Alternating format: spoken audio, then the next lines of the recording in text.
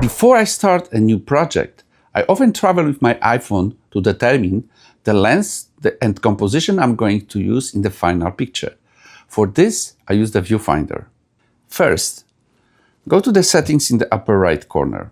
Under Film Emulation, scroll to select the film you plan to use. Done. Then select your desired measuring system on the left. Next, set the ISO for your film exposure. Next, select the aperture you plan to use. Finally, select the exposure time.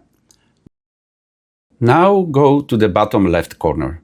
Select the camera format you want to use. If it's not there, scroll down and hit Edit menu. I'll use 6 by 7 centimeters. Done. Then choose the aspect ratio. I highly recommend using native. Done.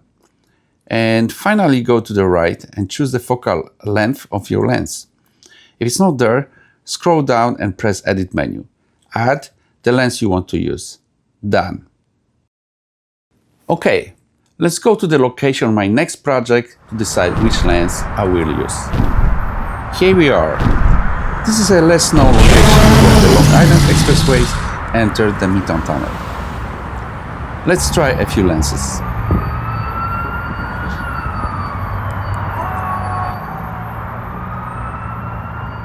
Here is the final result. What do you think?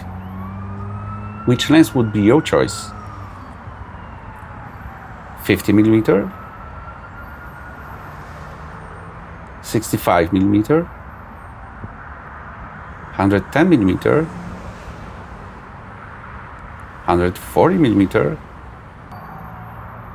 210mm, or 350mm.